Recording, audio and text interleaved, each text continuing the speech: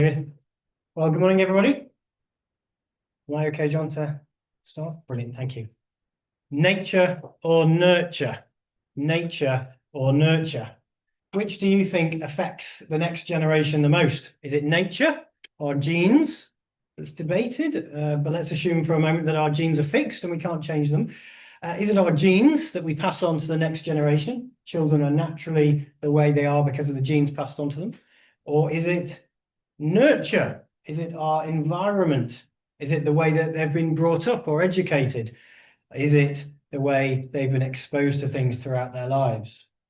Well, you teenagers and younger folk, I wonder what do you think's affected you the most? Is it your genes that's been passed on to you, or is it the way that you think you've been brought up?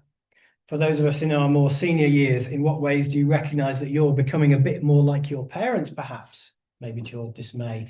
I don't know. Is it the looks as we age, or is it some of the behaviors that we've observed in our mums and dads? I don't know. Well, there are also many films and books. You may know of those sort of prequel movies, prequel stories where history is a bit rewritten and they try and find out why the bad guy was a bad guy, why the villain was so bad, what's the reason for it. And they seem to show a bit of compassion for the villain, for the villain. But it could just lead, if you end up going down that route, to just sort of letting the villain off. Kind of thing. There was a recent program on Channel 4 documentary about Adolf Hitler and his genetics. You may have heard about it.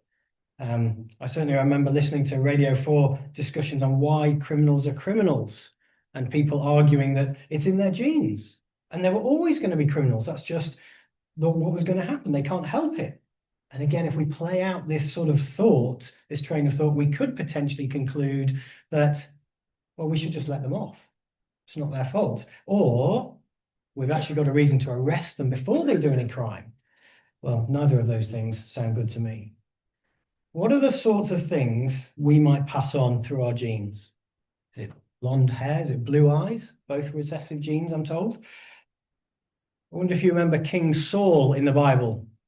He was a head taller than everyone else. He looked impressive. Do you remember the prophet Samuel thinking Jesse's son Eliab should be the king? Because he looked impressive on the outside. Well, our external appearances are maybe something we can pass on through our genes, but what about what's on the inside? Well, in church on Sunday mornings, we've been looking recently at King David. What is he going to pass on to his children? Will it be nature, his genetics, or will it be his nurture? Will it be the way he's brought up his children? Or will it be the environment, the culture that he's created as king in Israel? Well, we're going to see in a moment, but a little more by way of introduction. David had earlier been described as a man after God's own heart in 1 Samuel 13. And in 2 Samuel 7, we're told that he's going to have a descendant on the throne forever.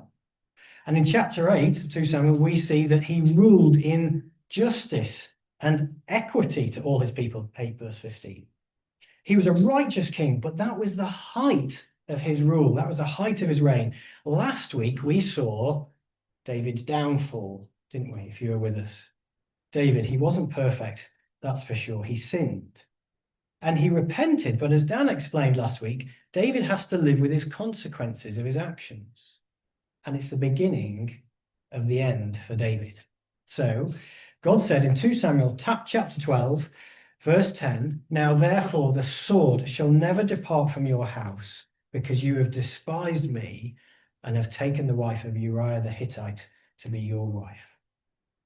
David had committed adultery and murder, and although he's convicted of his sin and repents, he still has to live with the consequences. And that's what we're about to see in today's passage, in today's reading. God's word is going to be fulfilled. The sword is not going to leave David's house. There's going to be death. There's going to be misery to come. And you may have thought that last week's passage, as David was saying earlier, with David and Bathsheba was bad. Well, we're about to see one of the most harrowing parts of the Bible in 2 Samuel 13 to 14. We're not going to read all of it. The rest we can read at home. But what we do read could unnerve us or disturb us. So please do turn with me to page 264 in your black Bibles, in your chairs, page 264, 2 Samuel 13. However, They should nerve us and disturb us, these verses, but that depends on your and my sense of right or wrong.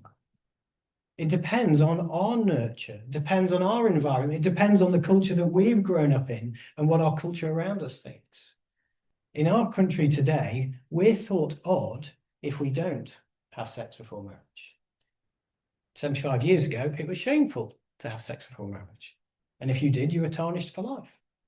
Chastity and fidelity used to be virtues to be celebrated. And at the beginning of the Bible, God shows us that we're only supposed to be sexually united to one person of the opposite sex while both are alive. That's how it was from the beginning. Another nurture, which is contrary to godly virtues, which has existed throughout history, but is becoming more apparent in recent years, is men abusing women and thinking it's okay. For example, in pornography. For example, in the Western online manosphere. For example, in religious cultures that promote mistreatment of women and grooming gangs. These are far from Christian virtues. Husbands who obey the Bible are supposed to put their wives first. So as you and I read today's passage, are we going to be shocked? And are David's children going to be like his nature or nurture? Let's find out. Let's read 2 Samuel chapter 13, verse 1 onwards, page 264. Now Absalom, David's son, had a beautiful sister whose name was Tamar.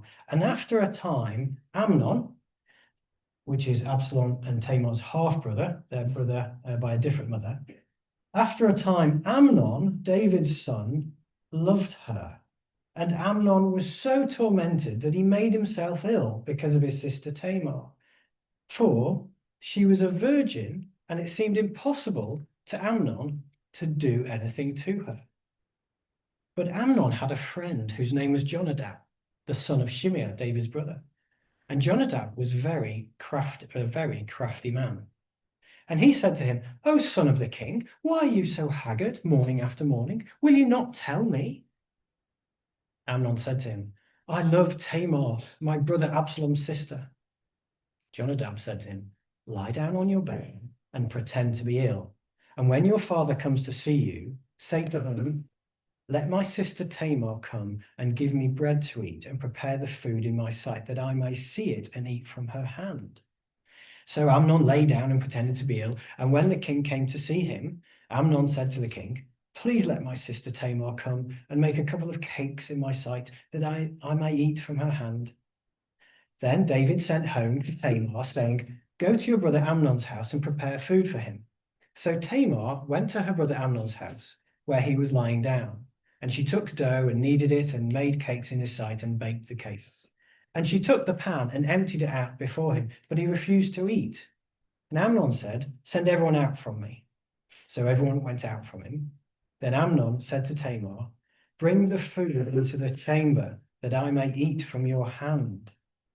And Tamar took the cakes that she had made and brought them into the chamber of Amnon, her brother.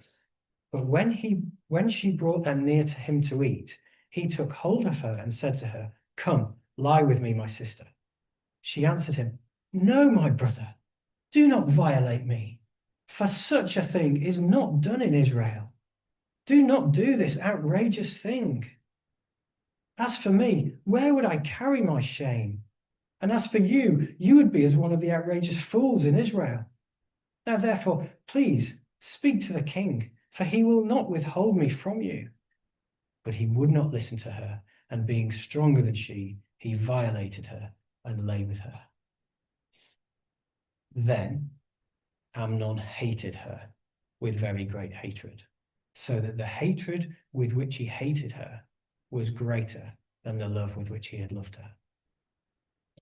And Amnon said to her, "Get up, go." But she said to him, "No, my brother, for this wrong in sending me away is greater than the other you did to me." But he would not listen to her. He called the young man who served him and said, "Put this woman out of my presence and bolt the door after her." Now she was wearing a long robe with sleeves, for thus were the virgin daughters of the king dressed. So his servant put her out and bolted the door after her, and Tamar put ashes on her head and tore the long robe that she wore. And she laid her hand on her head and went away, crying aloud as she went.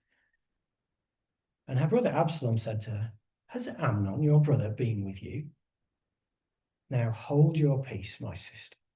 He is your brother. Do not take this to heart."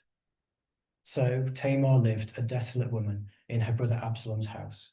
When the king heard of all these things, he was very angry. But Absalom spoke to Amnon, neither good nor bad, for Absalom hated Amnon because he had violated his sister Tamar.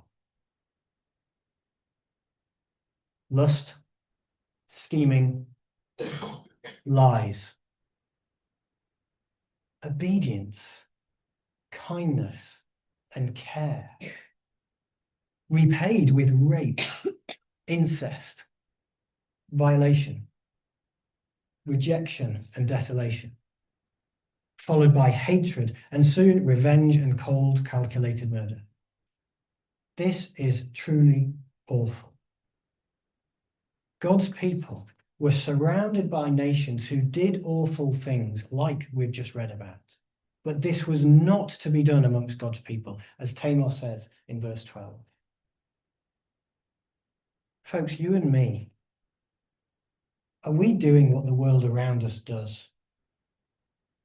Or are we holding ourselves to a higher standard of ethics, as God's people should? The surrounding people do vile things today around us. Are we doing things that should not be done amongst God's people?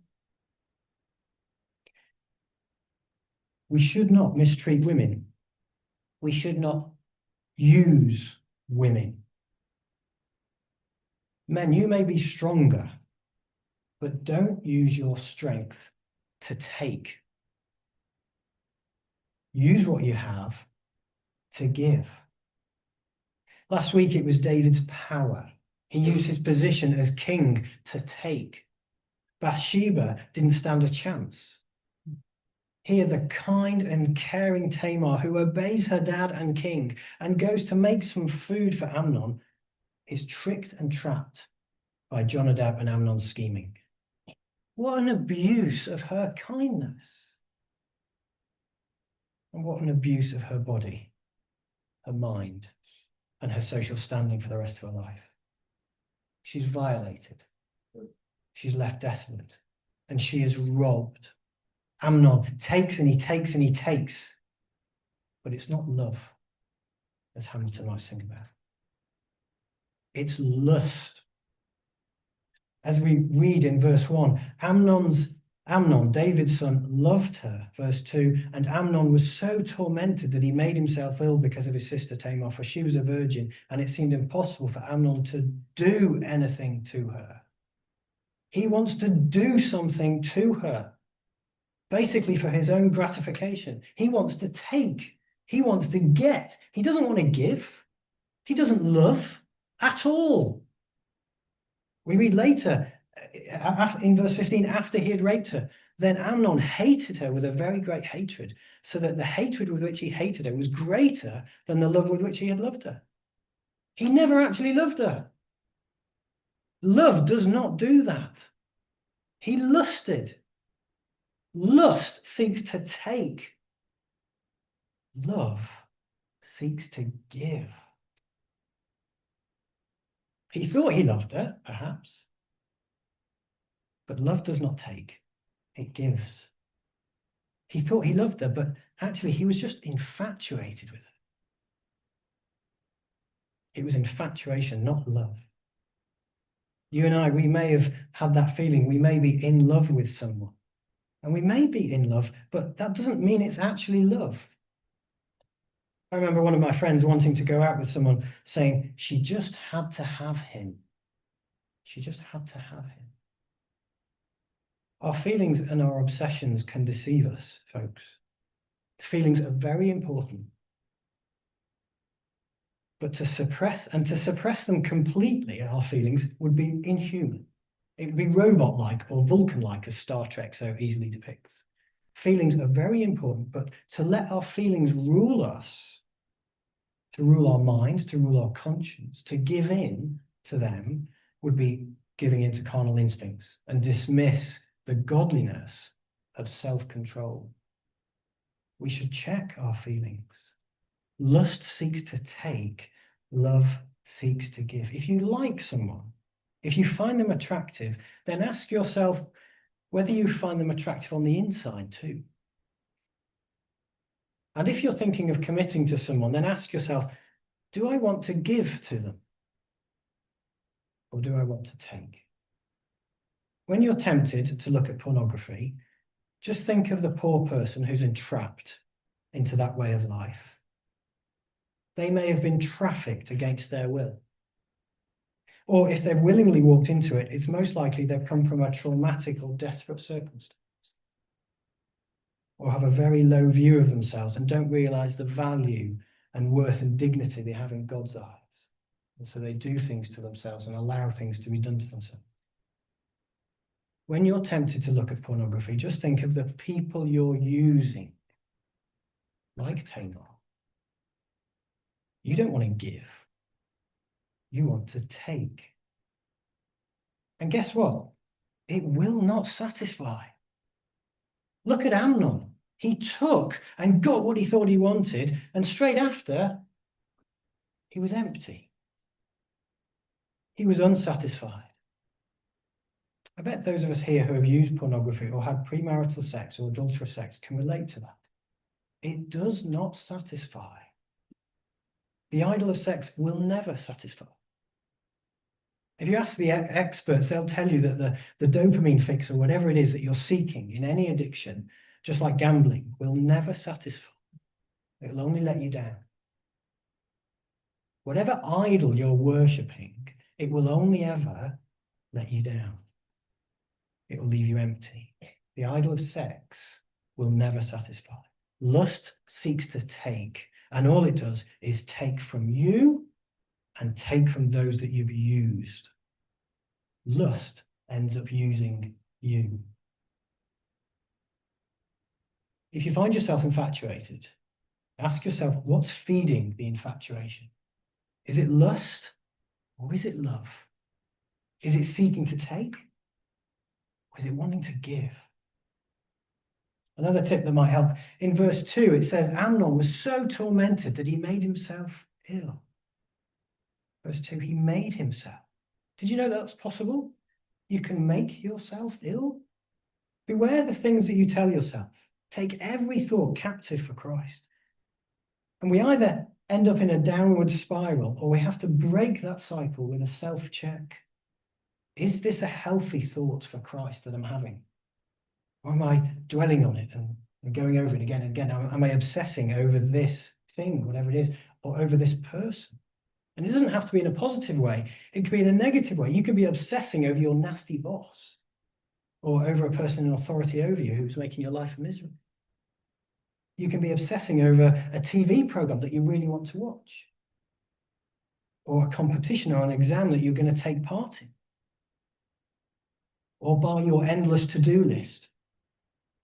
Whatever it is, you can make yourself ill by overthinking anything. Now, you may have been affected by some of these things that we've read about and talked about, either as a victim or as a sinner. If so, please do come and talk to somebody in leadership, your house group leader, one of us from the front, or anyone that you trust in the church. Please do come and talk about it because we want to help and support each other. That's what we're here for. Before we finish, please note, chapters 13 and 14 don't mention much of God. That doesn't mean God is not present. Dan established last week the consequences of our actions. And that's what we see being borne out here. God is working behind the scenes, as it were. He's in control of David facing the consequences of his actions. How has he brought up his children? What's his nurture been like? Like father, like son. He's reaping what he sowed. And sadly, his family are reaping what he sowed. King David now seems to be a compromised king, a king who's ineffectual. Because of his own sin, he can hardly now rule with integrity and without hypocrisy. He can't call others to the high standard of behavior or ethics appropriate for God's people. He can't lead by example. And what we see next is horrifying too. I'd like us to read it at home, but let me point out, David's daughter is violated and David does nothing. Can you imagine it? What anger would burn within you if someone mistreated your child, particularly your daughter, in that way? Yes, David gets angry, and it's a righteous anger. And you and I have a right to be angry when an injustice is done. But what should happen next? Justice. Justice should happen from those in authority, but David does nothing. David just lets Amnon off. How does poor Tamar feel about that? It's outrageous. So much for the king at his height in chapter 8, ruling in justice and equity for all his people. David just lets him off. After this, Absalom bides his time, 2 years to be exact, and then his revenge bears fruit and he kills Amnon. David will not deal justice, so Absalom takes the law into his own hands and does it himself. Absalom then runs away, and David now has to deal with the justice of a murder as well. But again, guess what he does? Nothing. David has responsibility, but he's passive. He's not what people need in a leader. Someone who just lets things go and lets people off. Eventually, after more years go by, Joab, David's commander, sends a crafty woman. Crafty, have a look in chapter 13, verse 3. She's called wise in this, just like the same word in 13, verse 3. And wisdom can be godly or ungodly. Basically, this lady is manipulative. She flatters David and she tries to trick David with parallels made with her own made-up story and parallels with David's son Absalom. But her story involves an accidental killing or manslaughter, whereas David's son has committed cold, calculated murder. She asks for clemency, but David's case requires justice. And it looks like she's trying to do what Nathan did in the previous chapter, chapter 12, and tell David a story to try and arouse his feelings, to arouse his conscience, to arouse his desire for right and wrong. In other words, justice. But her story actually tries to get David to do the opposite. It arouses his feelings to say, there, and have compassion without justice. In other words, her story is to try and get the banished Absalom back home and just to let him off. She tries to mislead David. Read with me, bottom of page 265, chapter 14, verse 14, on the right-hand side. She tries to mislead David by misquoting God's compassion. Verse 14, we must all die. We are like water spilled on the ground, which cannot be gathered up again. But God will not take away life, and he devises means so that the banished one will not remain an outcast. Yes, God in his grace devises means so that the banished one will not remain an outcast. 100% true. But that is not by letting people off and forgoing justice. Is that what you and I do? I would just let them off. Do we do that with our children? Would we do that in church discipline? Would we want that of our laws in our country? No. Praise God, you and I have a God who doesn't just let people off. He's a God who wants wrath and mercy to meet in the same place. Justice and compassion meet at the cross. Jesus doesn't just let us off, he takes the justice that we deserve. Can you see? Can you see how God is so loving and kind and deals with our sin and deals with everything, not just by letting us off, but by justice? He deals with us fairly. Compassion and justice meet at the cross. We have a king who is not passive,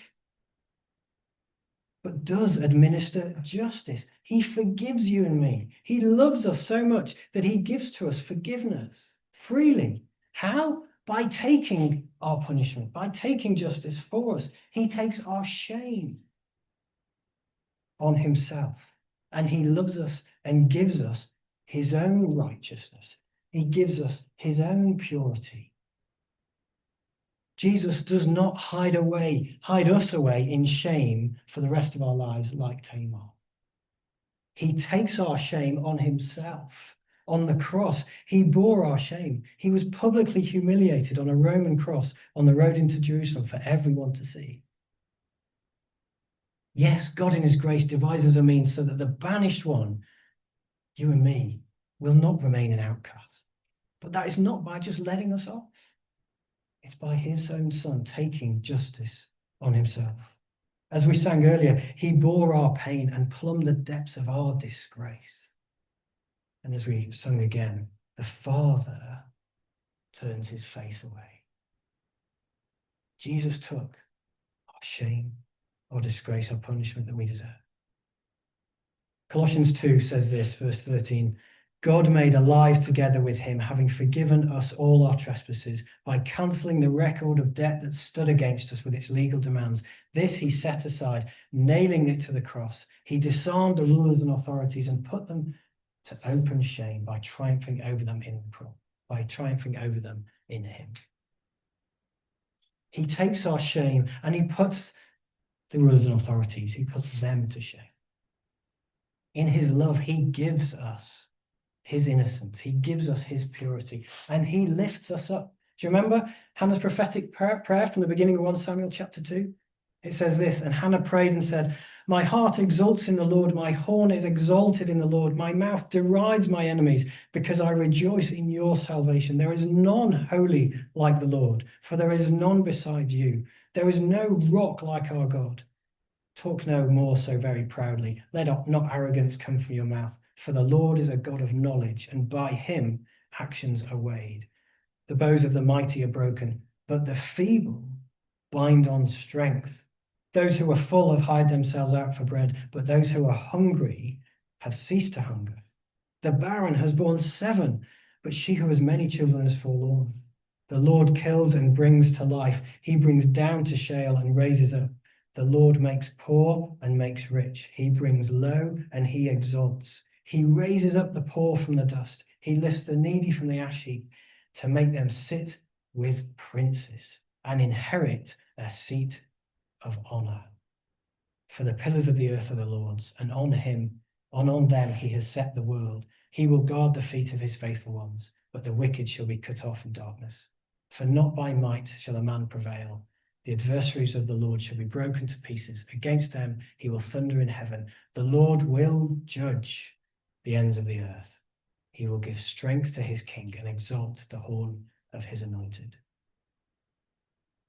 He lifts us up. He gives us honor.